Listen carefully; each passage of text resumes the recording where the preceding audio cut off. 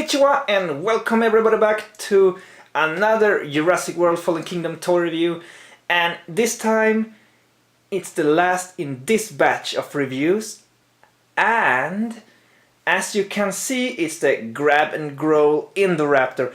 This was the last thing out of those, let's see, 5 different new figures they had in the toy store when I visited just recently, and God, I was surprised because this is something I really wanted and I was close to buy online as well, but suddenly they had it.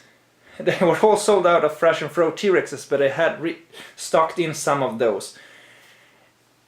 Well, at first I was thinking about getting one Indoraptor because they're only one in the movie, but different versions are cool in different ways, so I have totally put aside the reasoning of not having doubles of stuff.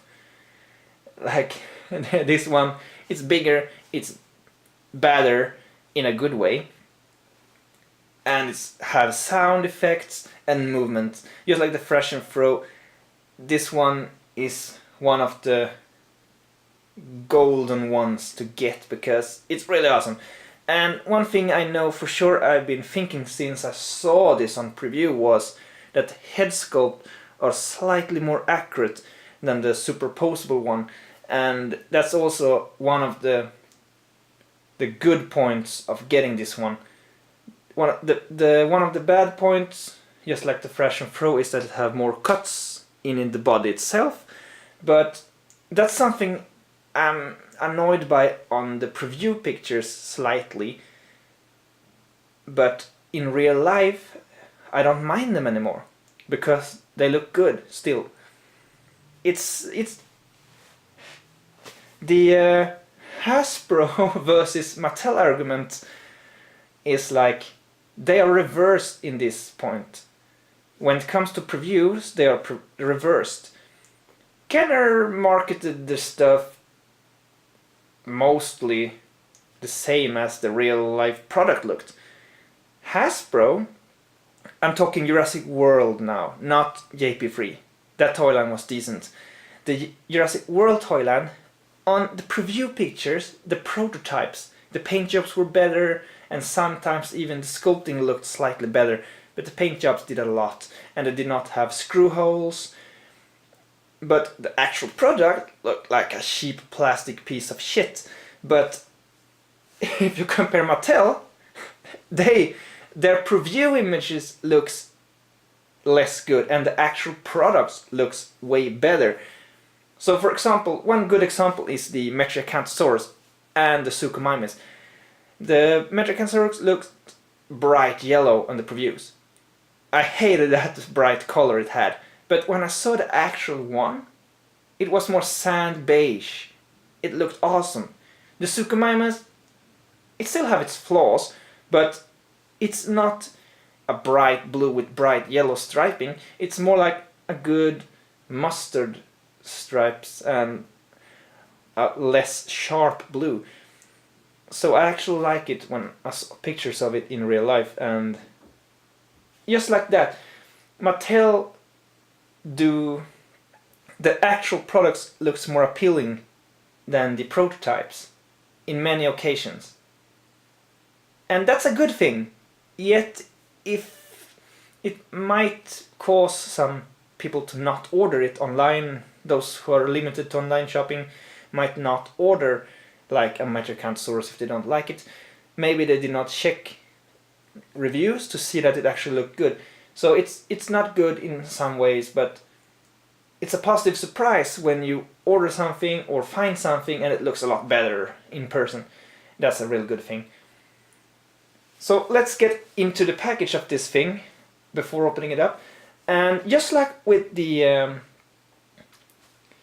superposable Indoraptor, it have a Lockwood, like the woods outside Lockwood Manor backdrop instead, with rain and moonlight. So they have a good theme on their packages. So the Indoraptor is themed after the Lockwood estate scenes, and that's really great. You can see a symbol here that it have light actually and sound. And you can see there you can control it by using the tail, a button on the top and a button on the bottom, and you can turn the tail to make it move. There's a broken fence here. I think the Superposable had that too, and here you can see descriptions on how to operate the dinosaur. And it says grab and Growl, Indoraptor. And there's Owen and blue on the side and the logo. And on the sides there are logos as well. And on the back there is the same descriptions there. How you operate the tail, make it grab, make it bite, and all that. And it shows that the eyes are light up and make sounds. And it shows a poor Minmi getting grabbed. So it's a little bit of a... It shows off the new attack packs there. Damn you toy stores for not having those new attack packs, I want them. Well, and they have Roravors as examples there. Just like with the... there's Jurassic Facts app on this one actually. So there's 1 out of 2 Indoraptors, I think, in the app. And this package, just like the Fresh and Fro T-Rex package, since this one do not come with a attachable tail as a separate part, it's packaged in a long package instead of a shorter package and assembly. So I think that's a thing with those grab and grow and fresh and Fro, those moving feature dinosaurs. Alright, here we have it, the grab and Growl Indoraptor out of the package. And I must say this one is a beauty. It's big and it's detailed and it have cool action features. And I must say this one tops the Superposable one in sculpture. I prefer the seamless body on the other one. But this one have the most accurate face sculpt, or head sculpt, to be more exact. It have a more triangular shape that is... It just strikes me as this is the Indoraptor when looking at it. The other one do partly, but this one, just by a small marginal, beats the other one. And I will compare just in a bit after showing you the specs of this figure. So starting off, I'm going to go right into it and give you the Jurassic Facts app. There you go. And here you can take a look at the head. You can clearly see that this one is really nice looking.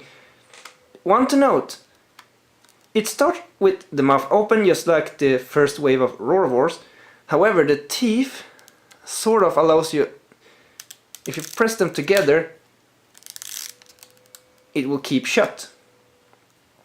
If you want to display it this way, I'm not sure how long it holds up because the teeth are sort of soft, so it might, and I'm not sure if it would hurt the paint job or anything, but I will not do it too often, but you can do it, especially if you want to take some nice pictures. But this head just, it really strikes me as the Indoraptor. Just look at it. It's beautiful. The head itself are pretty much ball jointed. You can go from one side to the other and up and down slightly. And the body can be turned like this, but it's also available with the tail action. The arms can go in some different positions. I can't manage to get it further back, but the elbow are also articulated. It's quite stiff joints, but it's probably for the grabbing action that they will keep their posture. The same goes to the hands. They seem to be only about swivel joints. And the golden stripe is painted in 2 different tones of gold, just like with the other Indoraptor. Here it seems to be just 1 tone, but it was the same on the other one. And the legs are, yeah, those joints are pretty hard, stiff, but the leg here is a little bit more loose, but not overly loose, just they are not as stiff as the the Fresh and Fro T-Rex. And the tail, it's softer here and hard here and soft here, and it can be turned like this for the action feature. It would be cool if the claw were also poseable like it was with the old Kenner Indoraptor. That would be awesome. But what you can do is you can turn the tail. You can use the tail to turn the body sideways, and you can move it up and down slightly, not much but slightly, and then you can pull this backwards for it to grab. The eye also have a light up feature, so if you turn the arms inwards, it will be easy to grab something.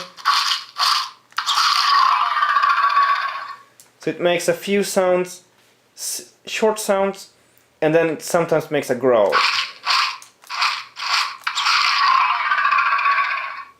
It's one or two different growls. I think it's one. I think it's the same one. And then there's another button underneath that closes the mouth and makes more sounds. Where is it? There it was. It also makes the eye glow up longer.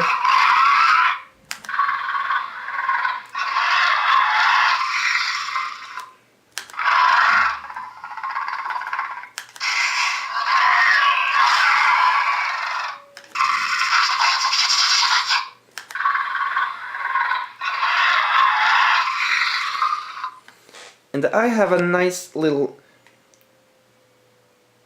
You can see the pupil when it lights up. It's hard on the camera though, because it turns out very bright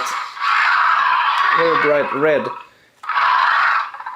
It turns out more bright on the camera than it does in real life. You can clearly see a snake-eyed pupil on the eye in real life.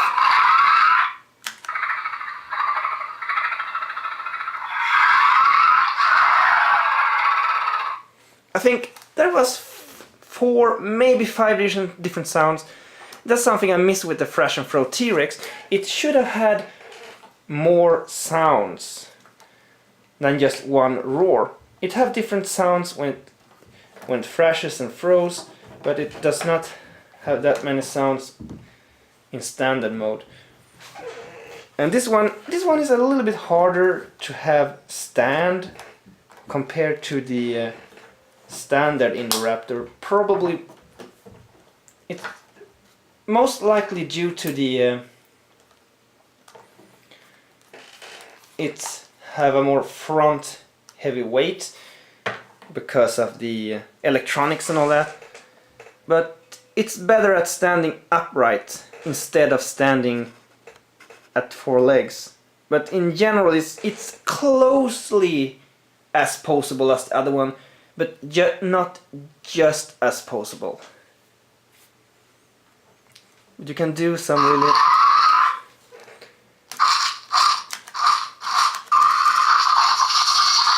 It would be cool if, when you grab, if there was a way to make the arms turn upwards, closer to the mouth, before biting. It would make it a lot more dynamic. So it's a lot harder to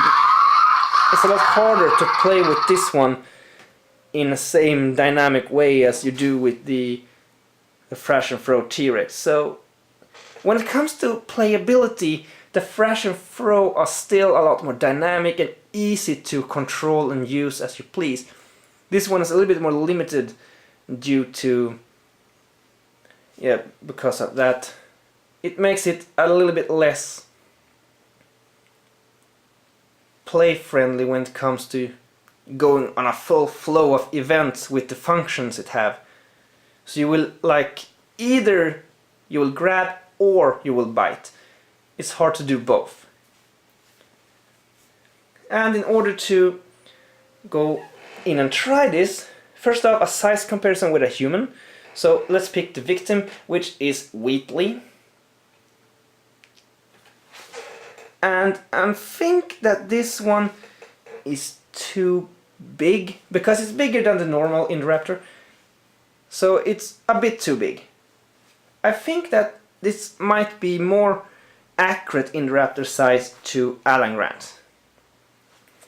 And when it comes to Blue, comparing to how big Blue looked in the movie when she attacked the Indoraptor, this one is a little bit too big.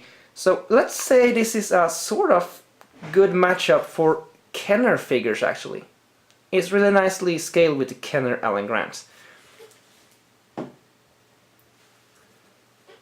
So let's try the grabbing feature. Alright, it grabbed him. Now I wish it could like turn the head up and bite. But it can like... It's hard to do it. They just drop him and eat him up like this. Well, it's hard to use, but the grabbing works nicely. So if you use it separately, it's no problem. It would just be cool if you could bite down on the thing it grabs, or like raise the hands upwards to snatch the neck of whatever it has. But I still love it. When you compare this glowing eye with the unnecessary light up features that Hasbro made for their 2015 Jurassic World line, let's say a glowing wound is not the most logical thing.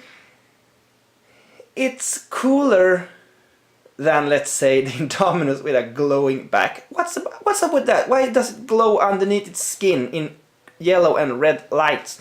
It's so unnecessarily dumb that it's a decent Indominus Rex figure, but the light up effects are so unspeakably dumb. There's no reason. A glowing wound is okay because it shows that you hit it. It glows up because you hit the wound. If you're playing with them, it's cool but weird still. However, I'm not saying that glowing eyes are much more logical because it's a organic creature, but at least it makes more sense because glowing eyes are cool and evil looking, and I think it's a nice extra feature. Especially since this one is totally black, it gives a really cool look. So if anything should glow on a dinosaur at all, it is the eyes. I think they did a great choice on that. Now let's just get into the main part, which is comparing it to the other Indoraptor. And okay, it's hard to see when you put them, the other one closer to the screen, but if you put them like this and raise this one up like this, you can clearly see that, especially the heads, the sizes are different, and the standard Indoraptor have a little bit more slim body, but this one needs to fit in the functions and all that. But this one is more poseable and this one is more action friendly. And let's compare the heads. Let's close that mouth and go all out. This, you can see that the head are slightly more short and triangular on the big Indoraptor, which is, in my opinion, more accurate. It have a little bit more T-Rexy feel because the Indoraptor have slight more T-Rex features than Raptor features. The poseable one looks more Raptor. Both are really good, but if I have to pick a winner, the Grab and Growl is the winner. It's more accurate in my opinion.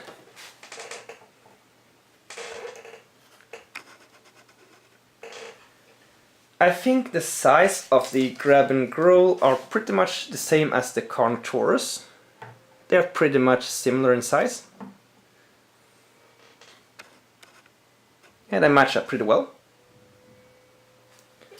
And last but not least, we have the T-Rex. And of course, the T-Rex are bigger, but the Indoraptor are a bit too big compared, of course. So let's just go right off and bring in another T-Rex, which is the red T-Rex from Kenner, which is bigger. Let's move the camera back. So the red T-Rex matches up better with it. I really think it does. It's still a bit big compared to T-Rex, but it's closer this way at least. Just like with the Pteranodon, this one is a slightly too big addition. However, with action features and all that, who cares? Who cares one fucking bit? This one is cool, it have nice action features, and it's to be desired actually. I was so happy when I found this in store because I was so close to ordering one online, and I'm glad I didn't because I saved myself from paying shipping and all that. This one is a beast. It's one of my favorite ones so far. Even though the action feature works more smoothly with the T-Rex, with first biting down, then thrash and roar. Everything can go in a nice circle. This one is either grab or bite. But it's grab and growl, not grab and bite down. So the name is not deceiving you anyway. I just wish that they had that super extra function that you can do about everything with it. Grab, then bite, and thrash. Since it can thrash, if it bites something, it can thrash it. But if it could also grab it, put it in the mouth and thrash, that would be so damn perfect. But I won't complain, it's probably something that would be quite hard to do, it would be too much function to keep track of. So it's fine as it is, it's just me wishing. So to conclude this review, I highly recommend this one. It's such a gorgeous figure. If you don't mind the cut joints here for the functions, it's actually the most accurate Indoraptor you can get out there, out of the Mattel ones. I'm not counting the expensive statues coming out, but out of the Mattel ones, this one is the most accurate and detailed you can get. The face or head, and it also have the teeth a bit further apart compared to this one, which have the teeth more close to each other. It also makes that the mouth and the teeth looks a lot more, it looks more accurate that way. It gives you a little bit more of the Indoraptor vibe, and it makes all the difference that makes this look so accurate. It's the head. And the extra size is a nice bonus when it comes to just being big and cool. So I can just say that I highly recommend it. So if you enjoyed this review and consider getting one, I'm happy because I really recommend it. So until next time, take care and sayonara!